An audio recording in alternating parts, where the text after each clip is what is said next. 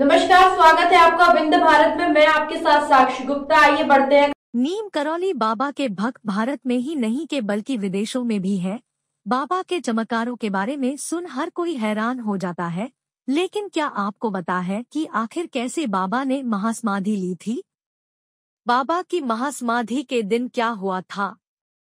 सुबह का समय था। नीम करौली बाबा अपने सीने में दर्द के इलाज कराकर आगरा से वापस आ रहे थे। ट्रेन में उनके अन्य भक्त भी बैठे थे।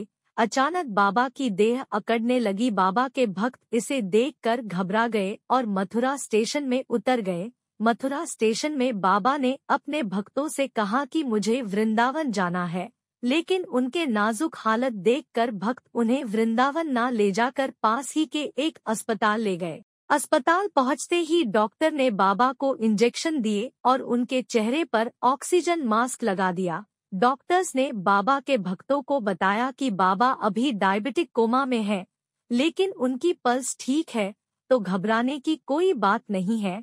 बाबा नीम करौली महासमाधि लेने के लिए ये लीला रच रहे थे। बाबा अस्पताल के एक कमरे में सोए हुए थे। उनके भक्त उनके आसपास खड़े थे। अचानक बाबा के हाथों में मूवमेंट हुई। भक्त खुश हो गए। तभी महाराज जी चौंक कर जाग गए और उन्होंने अपने चेहरे से ऑक्सीजन मास्क निकाल फेंका। अपनी बाह से रक्तचाप मापने वाले बैंड खींचकर फेंकते हुए वो बोले, बेकार है, बेकार है। अपनी देह त्यागते समय बाबा नीम करौली ने गंगा जल मांगा, लेकिन उस अस्पताल में गंगाजल कैसे मिलता, इसलिए उनको गंगाजल की जगह सामान्य पानी ही दे दिया गया।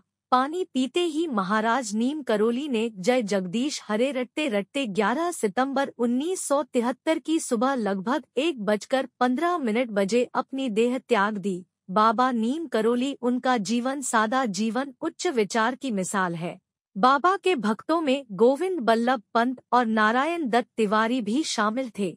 उनकी आंखों में कुछ ऐसा जादू था कि वो एक बार किसी को देख ले तो उसे अपना भक्त बना ले। इसी का असर है कि आज भी बाबा के इतने भक्त हैं। महाराज की आंखों का जादू ही था कि हार्वर्ड यूनिवर्सिटी के प्रोफेसर रिचर्ड अल्बर्ट उनके भक्त बन गए, जिनको बाबा ने नाम दिया रामदास। इसके अलावा महाराज ने स्टीव जॉब्स से लेकर मार्क जुकरबर्ग के दिल और दिमाग पे गहरी छाप छोड़ी। महाराज जी हमेशा ये कहा करते थे कि अगर मैंने तुम्हारा हाथ थाम लिया तो एक बार को तुम मेरा हाथ छोड़ सकते हो, पर मैं तुम्हारा हाथ कभी नहीं छोड़। फिलहाल के लिए इतना ही। खबरों का सिलसिला लगातार जारी है, बने रहिए हमारे साथ।